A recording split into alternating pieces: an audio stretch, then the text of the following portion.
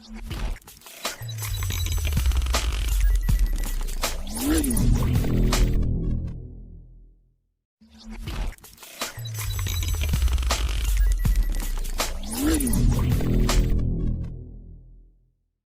everyone, welcome to Sanus Biotech Academy. Today we are going to discuss about the experiment of Avery, MacLeod and McCarthy. So during the early periods, people thought that the genetic material in organisms are the proteins.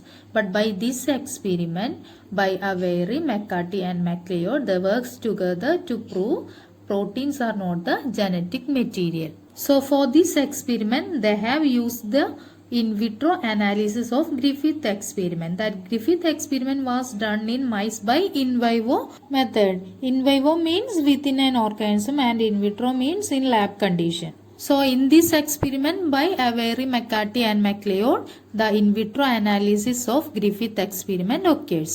Actually, the Griffith experiment have done in 1928, but only after 16 years, that is in 1944, Avery, McCarthy and MacLeod have done this experiment to prove what is the material behind the transforming principle by Griffith experiment. So, Oswald Avery and his colleagues, Colin MacLeod and Maclean McCarthy have done this experiment to prove the material behind the transforming principle. At that time, people thought that proteins are the genetic material since it has huge size than DNA and RNA. But by this experiment, Avery, MacLeod and McCarthy proved that proteins are not the genetic material in organisms. So for this experiment, Avery and his colleagues selected the heat-killed strain of type 3S and isolated the components like DNA, RNA, proteins, carbohydrates, lipids, etc. I have explained the different strains like heat-killed type 3S, type 2R, etc. in previous video regarding the Griffith experiment. So if you want to see that, I will share it in cards. So it's better to see Griffith experiment before we are going to this Avery, MacLeod and McCarthy experiment. So in this experiment, they have isolated the DNA, RNA, proteins, carbohydrates, lipids, etc. by hoping that any one of this material may be the genetic material in an organism. Now coming to the experiment. So after heat killing the type 3S strain, they have isolated the lipids, sugar, DNA, protein, RNA, etc. Then they have done 3 enzymatic degradation of these components of a cell. They have done this experiment as 3 batches, like in 3 different test tubes. In the first test tube, they have added the proteinase enzyme. As we know, the proteinase enzyme will degrade all the proteins in that sample. So, after the protein degradation, in that particular test tube, they have added the type 2R strain. So, we know that type 2R is non-virulent or avirulent, and also the type 3S is virulent, but by heat killing they becomes avirulent or non-virulent. So we know that here there is no protein because all the proteins are degraded by the proteinase enzyme. So the situation here is that after heat killing the type 3S strain, it becomes avirulent. Then isolated the cell components like lipids, sugar, carbohydrates, DNA, RNA, protein, and after that they have done the enzymatic degradation of these particles. In one tube they have added the proteinase enzyme to degrade all the proteins in that particular tube. So after protein degradation, added type 2R strain in that particular tube, and after that by culturing from this particular tube, it will develop type 3S cells by transforming principle. Here transforming principle occurs even in the absence of protein. So from this experiment we can understand here the genetic material is not proteins, because here even in the absence of proteins the type 3S cells are formed, which means the genetic material is not proteins to pass from one generation to other generation. That's all about the tube having proteinase enzyme. Now let us move to the second test tube having RNase enzyme.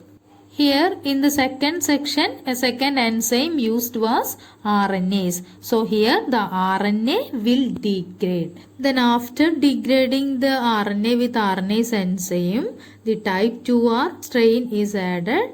Then after culturing, here also type 3S cells are formed by transforming principle.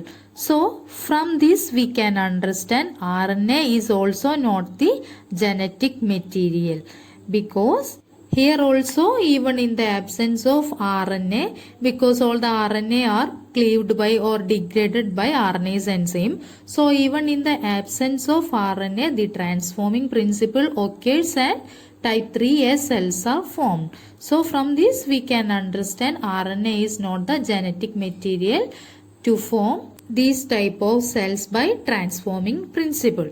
If the genetic material is RNA, it will not form the type 3S cells, because all the RNA here are degraded by RNase. But even in the absence of RNA, here also transforming principle occurred. So from that we can understand the transforming principle is not by the RNA. This is also the situation in case of proteinase enzyme, which degrades the proteins. Even in the absence of that proteins, the transforming principle occurs and formed type 3S cells. Now let us see the last section. Here the DNase enzyme is added to degrade the DNA. Then by the same way, by adding DNase and type 2R, here it could not form type 3A cells, because here the transforming principle didn't occur. So now we can understand that the transforming material which causes the formation of type 3S cells was DNA, because in its absence the transformation or formation of type 3S not occurred. So here in the absence of this DNA, by the degradation of DNA by DNase enzyme, here there is no transforming principle occur and there is no formation of type 3S cells. So from this experiment it is identified that the DNA is the genetic material behind the transforming principle, which causes the formation of type 3S cells from type 2R non-virulent strains. But at that time the people couldn't accept the genetic material is DNA, because they have thought that the protein is the genetic material, since the protein is much more complex than the DNA. Then after 8 years, in 1952, by Hershey and Chase experiment, it is confirmed that the DNA is the genetic material which passes the hereditary information from one generation to another. So we will discuss the Hershey and Chase experiment in the next video. So that's all about the experiment by Avery, MacLeod and McCarthy, which proves the material behind transforming principle is DNA. So I hope you all understand this video. If this video useful for you, please like and share. Also don't forget to subscribe my channel and press bell icon. Okay, thank you.